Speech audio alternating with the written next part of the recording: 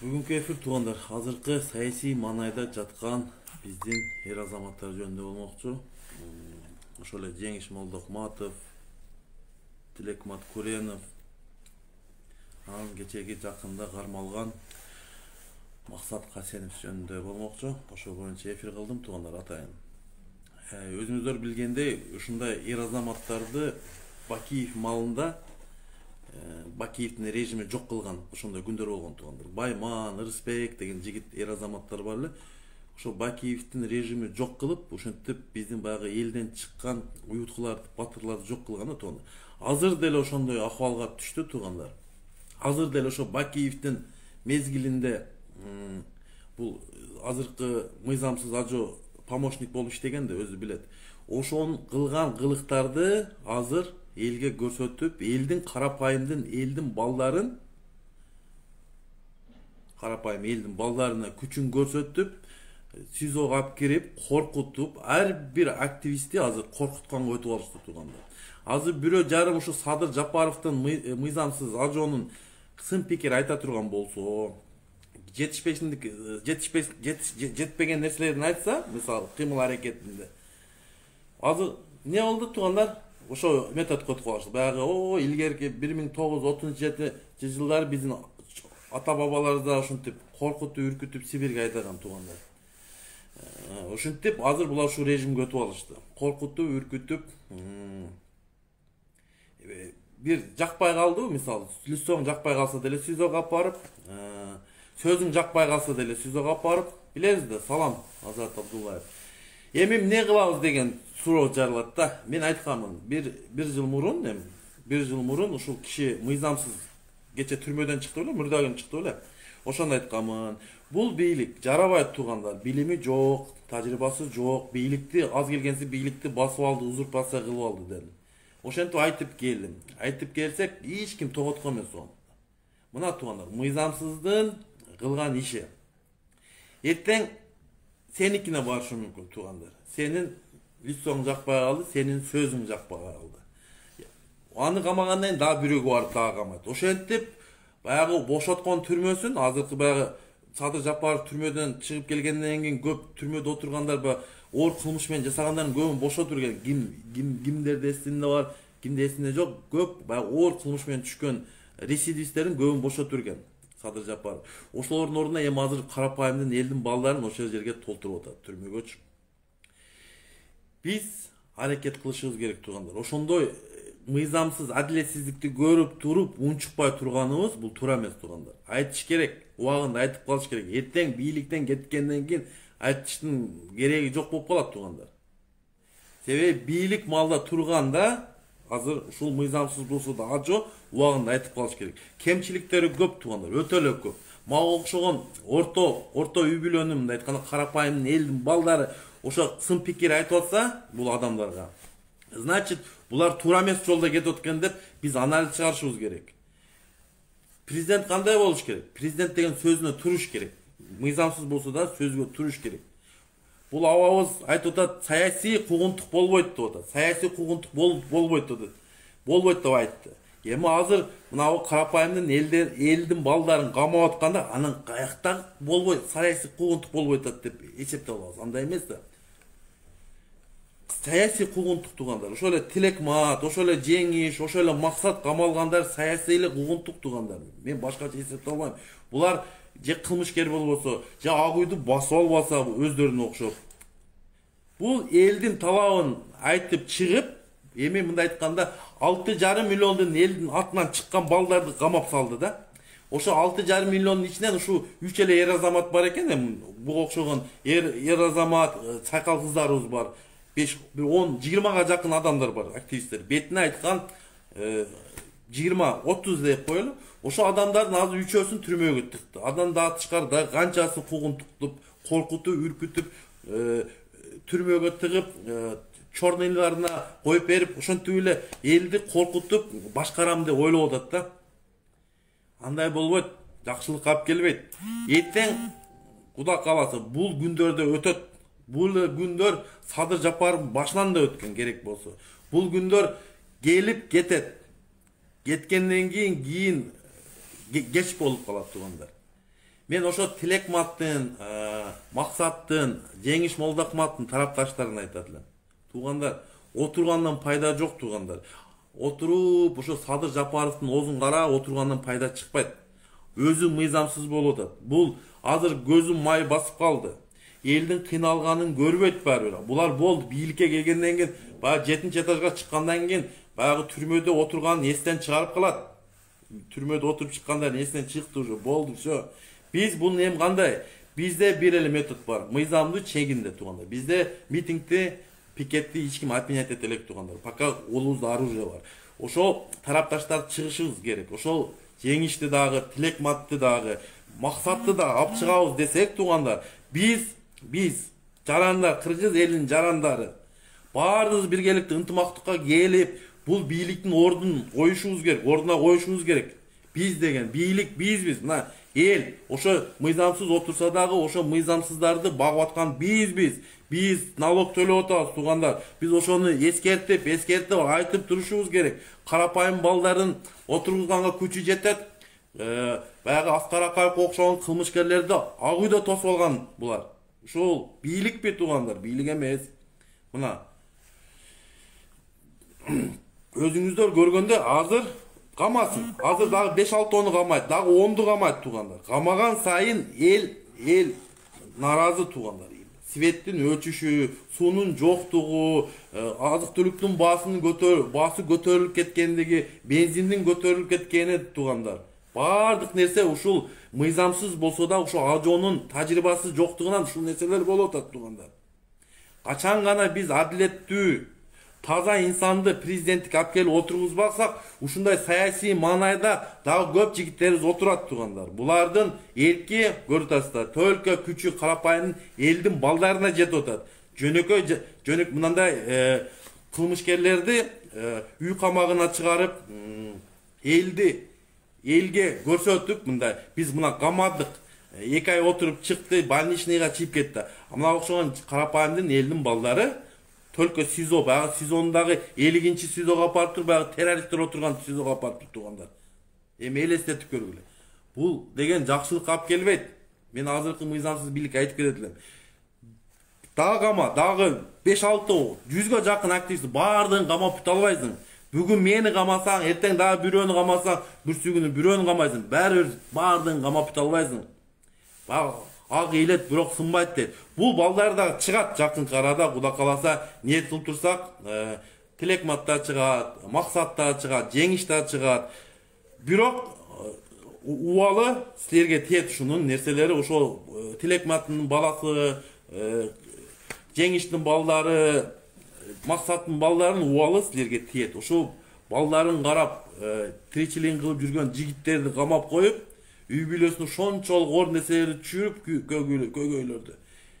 Ушул күндөр өтөт, кийин өткөндөн кийин кайтып келбейт. Ошондо кийин өкүнөсүңөр. Ошондо өзүңүздөр түрмөдө отуруп келген адам өзүңүздөр билесиздер. Мына мыйзамсыз отурган бийликтин бардыгы түрмөдө отурган. Мен эсептеп кетейин. Берки ким эле? Садыр Жапаров түрмөдө отурган. Талант Мамутов түрмөдө отурган спикер. ГКМнын төрагасы ким?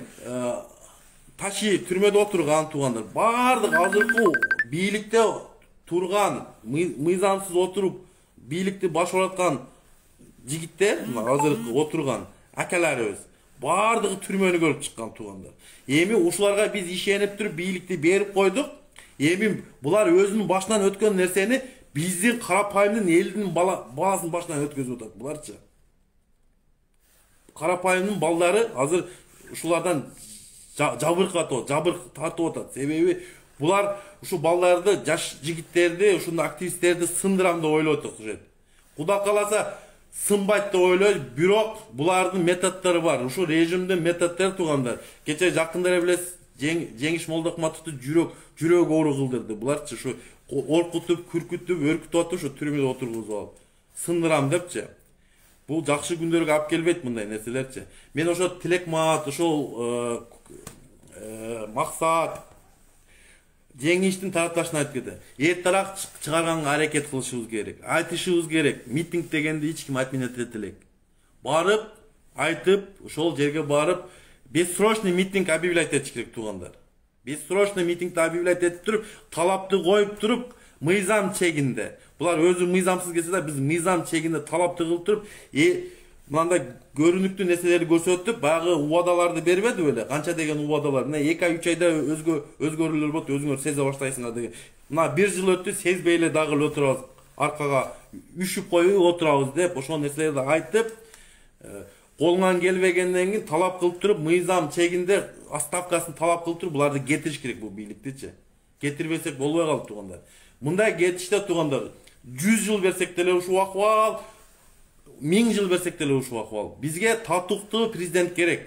Алдабаган, адилеттүү, саясий куугунтук менен алек болбогон ошондой адамдар керек туугандар. Анан келип алып эле өзүнүн интригасын кылып, бул кудасын апарып, ол должностко коюп, өкүл баласын ал должностко коюп, андайда бизде Кыргызстан жылыш эмес, кайта аркага кетет туугандар.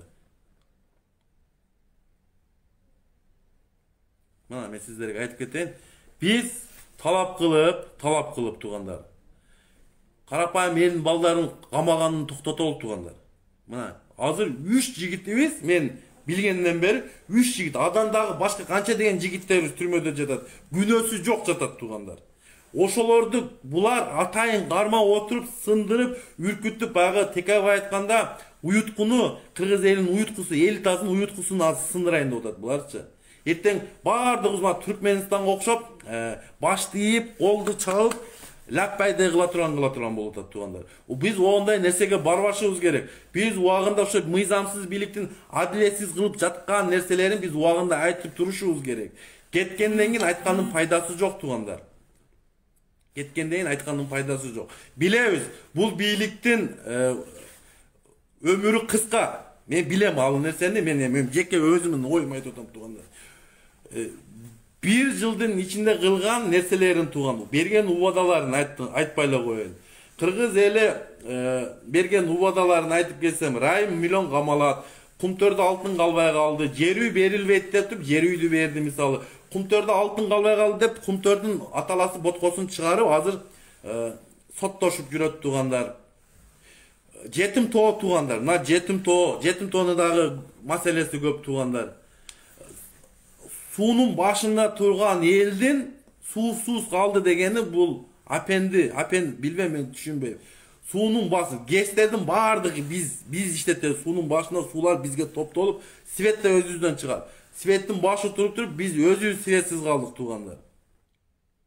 Мына только азыр жашоо Кыргызстанда кимдердики болуп калды? Жашоо Патхалимдердики болуп калды, пакта койгондордуку болуп калды. Ушундай жуликтердики, мошенниктердин жашоосу болуп калды. Ошол адилетсиздик нерсени көрүп туруп, унчукпай отурганы бул туугандар.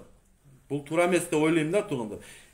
Мына азык-түлүк баасын айтып кеттим, баардык нерсени айтып кеттим туугандар. Бизде жылыш жок. Жылыш жок экен, значит.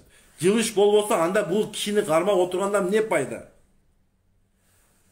Бийлик элдики деп айтабыз, туурабы? Кечеги 5-октябрь Кыргыз элинин жеңиши болчу. Ошо жеңишти булар урдап алышты. Биздин жеңишибизди биз кайтарып алышыбыз керек. Биз өз максатыбызга жеткен жокпуз деп айтышыбыз керек. Себеби ошол күндөрү жаракат алган жарандарыбыз жүрөт туугандар. Көзүнөн айрылып, колунан айрылып, ошол күнү өлгөн Үмүт деген жигитибиз өткөн туугандар. Бул дүйнөдөн көз жумган ошол күнү. Ошолорго жооп берген адам барбы? Эч ким жооп берген жок туугандар. Жооп бербейт да. Себеби булар бийликке келди. Элдин аркасынан бийликке келип алып, эми элге берген убадалары, элге айткан анттарын унутушту туугандар. Булар азыр только өзүнүн жеке, өзүнүн чөнтөгүн ойлогон, үй бүлөсүн ойлогон, ошентип эле алек болуп жүрүшөт. Кечеги кускан Райым миллион, башка адамдар кускан акчалар бюджетке түшкөн эмес туугандар. Мен сиздерге айтып кетейин. Бюджетке түшкөн эмес. Ким түшпөдү, мен далилдеп берем. Ошол баягы биздеги иликтеп кеткен адамдар айтып берет. Бюджетке түшкөн эмес. Булар жеке чөнтөктүккө кеткен.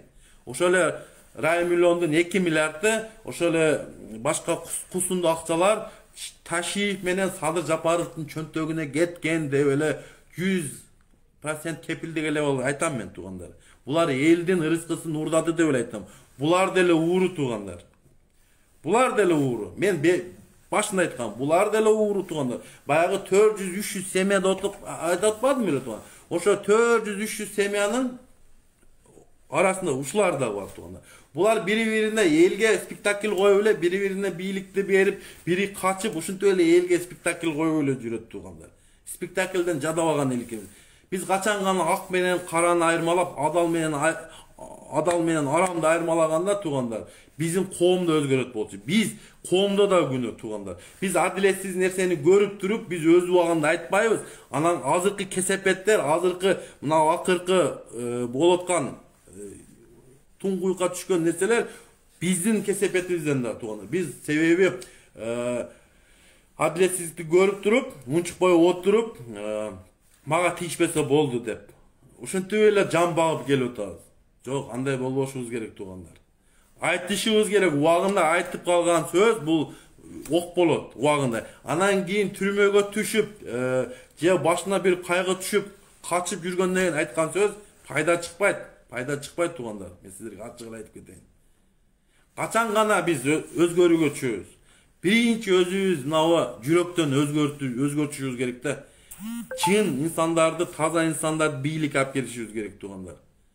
Баягында обещать этип, сөз берип, элге сөз берип туруп, айткан сөзүнөн кайткан адамдар кыргыз элине жакшылык алып келбейт туугандар. Качан көрдүңүздөр эле? Эртең менен бир сүйлөп, абеттен кийин бирди сүйлөгөн. Мына азыркы учурда туугандар, кечегинде өзүңүздөр билгендей, Тажикстандан свет алып атабыз деп айттылар.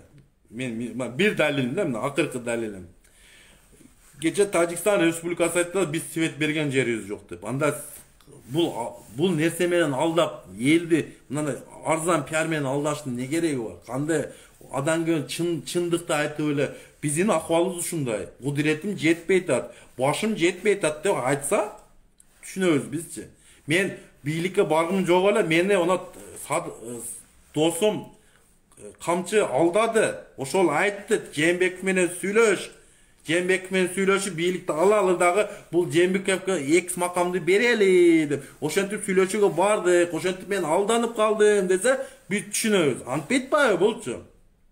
Эми булар Жээнбеков менен бирге, Райым Миллион менен бирге бир табакташ болуп калды. Кокуз бийликтен кете турган болсо туугандар. Эми биз Жээнбековду камалсында отабыз да, Райым Миллионду камалсында отабыз. Райым Миллион менен Жээнбеков камалыш үчүн Садыр Жапаров камалыш керек туугандар. Камчы Ташиев камалыш керек туугандар. Зулушев камалыш керек. Берки ким эле спикер Талант Мамытов камалыш керек туугандар. Мына Райым Миллион менен Жээнбековдун камалышы ушулар камалгандан кийин ошолор камалат туугандар. Ага чейин ушинтип булар элди алдап спектакльди коюп жүрө берет. Ушул туңгуюктан чыкпай жүрө берет туугандар. Бир круг 1 жыл убакыт берилди. 1 жылда эмне иш кылса болот эле? 365 күндө туугандар. 365 күндө туугандар көп деген иштерди бүтүсө болот болчу. Бирок турмушка байланыштуу же акыбалга байланыштуу булар кылган жок да эчтеке. Кыла алган жок, колунан келген жок. Булар ошол башка мамлекеттерге жер берип, суу сатып дегенде.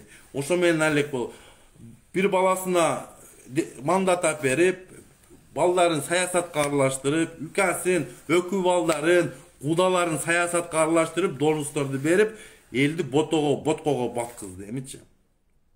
Ушул жакшыбы эми? Эми кумтөрдөн утулсак утулуппуз да деген сөз туурабы? Ананай Кудай. Бул деген мыйзамсыз президенттин айткан сөзү болбойт да туурабы? Эми президент болсо да, мыйзамсыз болсо дагы ал адамдын деңгээлин айтпаш керек деп, кайсы статуста турган, кайсы статуста турат. Эми алдап, билбейм эми канчага чейин алданабыз деген сөз бар да тууганда. Качанкыга чейин алданабыз? Мисалы мен көргөн, силер көргөн нерсени башкалар да эле көрүп атса керек. Алдагандан жадап айтканда биздин мыйзамсыз болсо да президент Садыр Жапаровчу жок дегенде бир жолу алдаш керек. Ошо баягы алдап көнүп калган окшойт дейм да. Ойгонбойлу кыргыз элим, ойгонбойлу. Мына азаматтарыбыз түрмөдө жатат. Эч ким баягы кыймылдаш жок болуп атат. Эч ким айтып чыкпай атат туугандар. Ушулар бошотулсун деген адам жок болуп атат туугандар. Ушулардын аркасынан турган Өзünün eli var degенде. Ошо элдерди, ушул балдарды колдогон эл күйөрмандары бар туугандар. Ошолор чыгып, ошолор айтып, чыкса, бул мыйзамсыз бийлик дагы ойлонот. Биз буларды ак эле камап койдук депчи. Анан кийин аларды камап койсо, мага тийбесе болду деп жүргөн болбойт туугандар. Бул бийлик келгенде өзү кыйшак отуруп алды, эгарга чынын айтканда, отурганда кыйшак отуруп алышты туугандар. Бул бийликтин өмүрү кыска, мен сиздерге айтып кетейин туугандар. Кыскалыгын айта атпаймын туугандар. Мына эбегейсиз убадаларды бербеген адамга берип чыкты, туурабы? Эми билбейм, кайсы жолду тандайбыз? Өнүгө турган жолду тандайбызбы же баягы илгерки баягы шам жаккан ошо мезгилди тандайбызбы туугандар? Экөөнүн бирөөсүн тандашыбыз керек да азырчы. Азыркы учурда биз талап кылып туруп отставкага кетиришибиз керек. Азыркы турган баардык ууруларды, ошо мен атап кеткен ууруларды, ачык эле айтайын, баардыгын жазага тартышыбыз керек.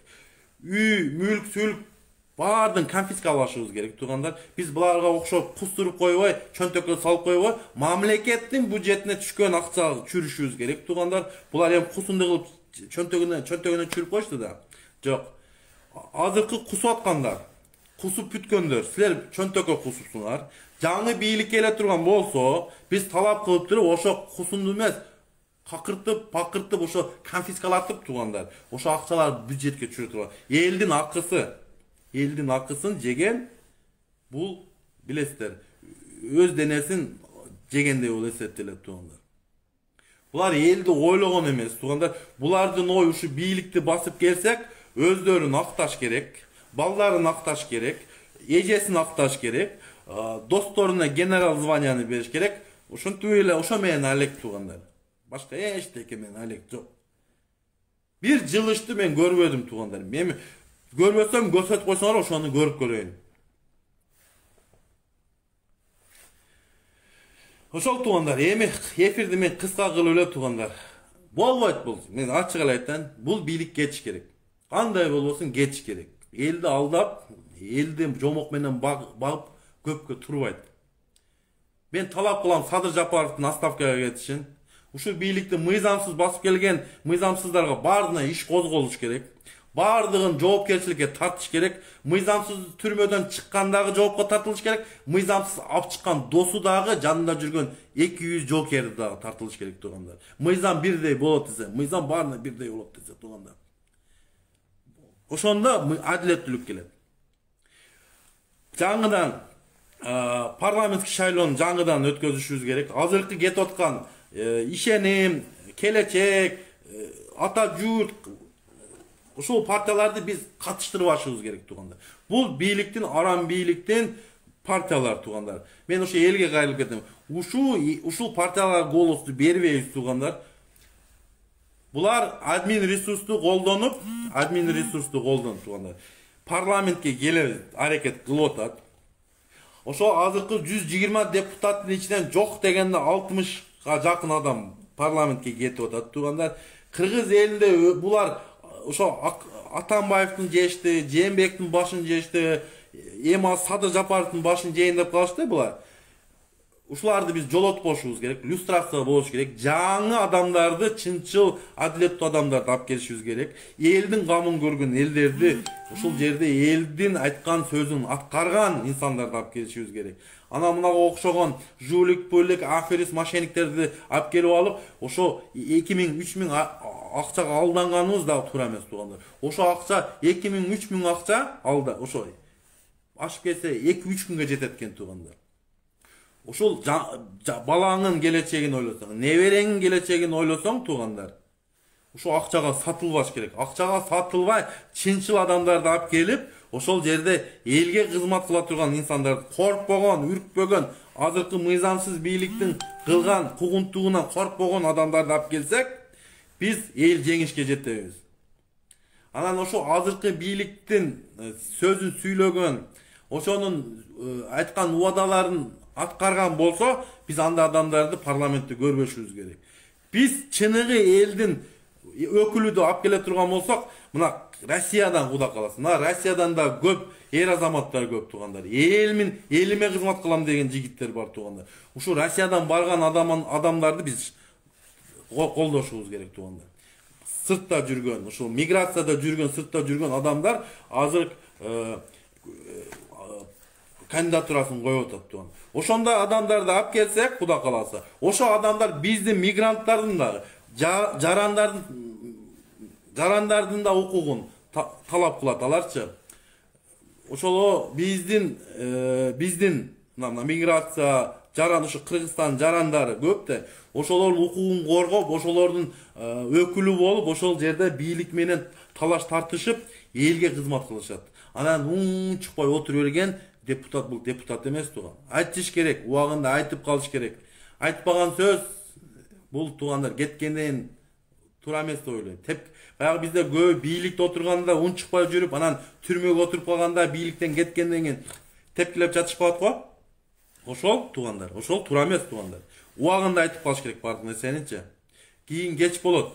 Биз кыргыз элинин келечегин, мамлекеттүүлүгүбүздү ойлой турган болсок тугандар, азыркы билимсиздерден, мошенниктерден кутулушубуз керек. Азыркы мошенниктер Кыргызстанды туңгуюктан алып чыга албайт тугандар. Мен сиздерге ачык айтайын.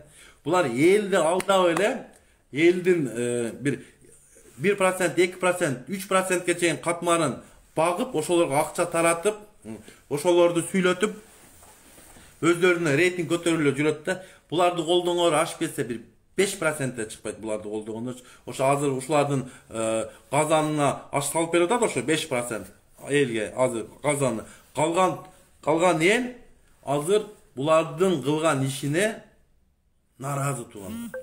Себеби бул элге эбегейсиз нерселерди обещать этип, өз сөзүнө туруп, мен керек болсо элге кызмат кылбасам, баламын, апамын, атамын варбай урсун.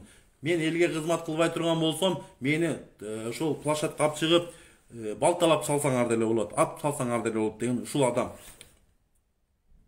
Ошол кылган, айткан, өзүн айткан антына турбаган адам, билбейм тугандар. Мисалы бир эле мисалды алып кетейин. Мошенник менен, мисалы сиз алдаган адам менен дос болбойсуз да, туурабы? Же алдаган ишкер менен дос болбойсуз. Мисалы бир жерге ишке орноштуңуз. Ишке орношкондон кийин ошол жерде өз убагында айтылган айлык берилбесе, эртең убакыт берди деп жүрө берсе тугандар, сен ишенбей каласың. Ошондой эле нерсе тугандар.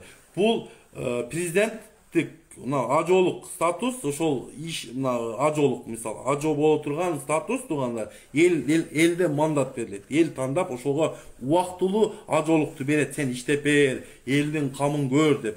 А булар андай кылбай атат да. Булар келип алып эл берген мандатты алып туруп, бир 5-6 мындай айтканда куча народ, мындай 5-6 мындай кландын ишин аткарып, чөнтөктөрүн акчага толтуртуп качканга аракет кылышат. Бизде ошондой болуп калды да.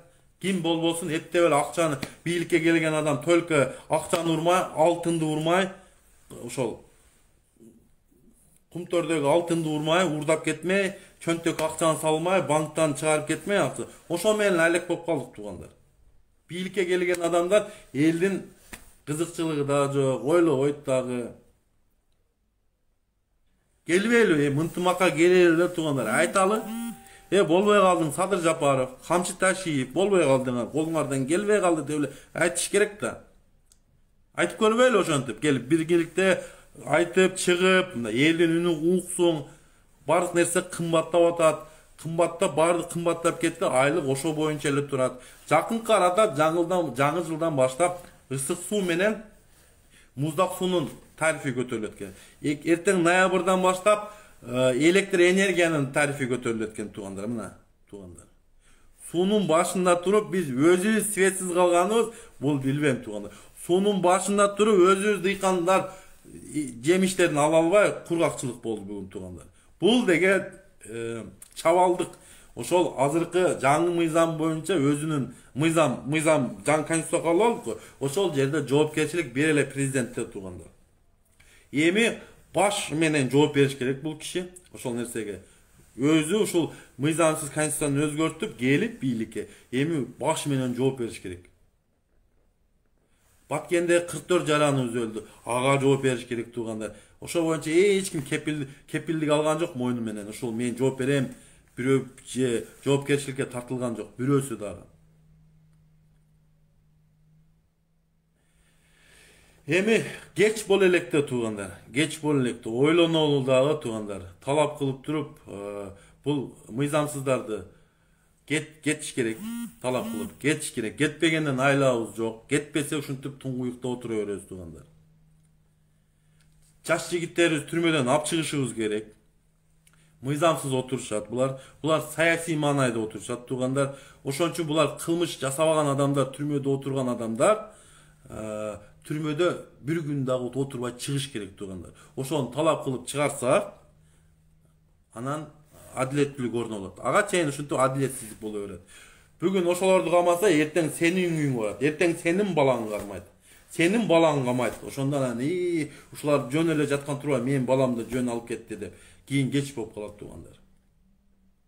Булар ошол Бакиевдин малын режиминде ошо күчтүү эр азаматтар бар эле, өлтүрүп, атышып жок кылышты. Эми ошолор да булар да ошондой жолго түшүп алышты буларчы. Өзгөрүү болуш керек туугандар. Качанга чейин ушинтип жүрө беребиз. Мына миграцияда жүрөбүз, мына 30 жылдан бери миграцияда туугандар. Эртең менин балам мигрант болот туугандар. Бул кетиште. Менин неберем мигрант болот бул кетиште. Бул кетиште ушул жол менен кете турган болсок туугандар, дагы 100 жыл мигрант болобуз туугандар. Бизге келген бийлик элди ойлобосо сыртта миграцияда жүрө беребиз туугандар. Болбосо мен ушул Кыргызстандан тышкары жашап жүргөн жарандарга кайтып кетем. Баягы эмне деп кой, жолборс жок жерде шакал өзүн жолборс сезе баштайт да. Ошондой кайтышыбыз керек Кыргызстангачы. Кайтышыбыз керек. Жоопкерчиликтен моюнга алып туруп, ушу Кыргыз 6,5 миллион эл бар туугандар. Ошону багам, мен ушу элге жакшылык алып келем, мен элдин көгөйүн чечем деген президентти койбосок туугандар, болбойт. Мына көрүп атабыз да, төлкө кудаларын ойлоп, Райымдын ойлоп, Жээнбековду ойлоп отуруп алды бул деле. Айырма жок туугандар. Толку жок бул кишиден азыр кол. Бул өзү ошол системага өзү заложник болуп калды туугандар. Бул өзү жакшы кишидир, бирок ошодон чыга албайт. Табагы бир. Ошону мен сиздерге түшүндүрүп кетейин. Табагы бир. Эртең ошол парламент шайлоодо таза өтпөйт туугандар. 5-октябрь 29 ноябрда кайталанышы мүмкүн. Ага да эч ким кепилдик бербейт туугандар. Ким кепилдик берет? Ошо таза шайлоо өтөт деп эч ким кепилдик. Себеби азыртан баштап, мына мен Россия жергесинде жүрөм, азыртан мына Казан шаарында, мисалы, консулский учетко туруш үчүн 5-6 күн эле убакыт бериптир. 3 күн, 4 күн убакыт бериптир консулдук учетко туруш үчүн туугандар. Бул деген эмне деген акмакчылык? Бизде Россия жергесинде бир мына Москва шаарынын өзүндө эле 700 миңге жакын кыргыз жарандары бар туугандар. Ошол 700ге жакын кыргыз жарандары укук, мына шайлоо укугуна эмес көбүчү. Себеби баягындай нерсеси бар, консулдук учету бар, арыз жазыш керек, ушундай нерселери бар туугандар. Ошонун 700 миң жаран ошол жерге барса, ашып келсе 10 миң, 15 миң адам барышы мүмкүн. Алда дагы ошо иштен кол бошоп, консулдук учетко турса, арыз жазса, ошондо гана катышат. Биз кыргыз эли бир паспорт менен консулдук учету жок эле, арыз жазбай эле бизге ушул Москва шаарына жок дегенде 200ге жакын шайлоо участогун ачыш керек бизгечи. Себеби 700 миң жаран, 700 миң ташты Москва шаарында 700 миңге жакын жаран бар тууган. Ошолор катыш үчүн ошо 200-300ге жакын шайлоо участоктор ачылыш керек. Аны булардын деңгээли кудурети жетпейт азыркы турган бийликтин. Себеби буларга сыртта жүргөн жарандар буларды шайлабайт, билет. Ошон үчүн сыртта жүргөн жарандардын укугун тепселеп булар биз менен эсептешпей, бизди тоготпой, өз билгендерин кылып жатат туугандар.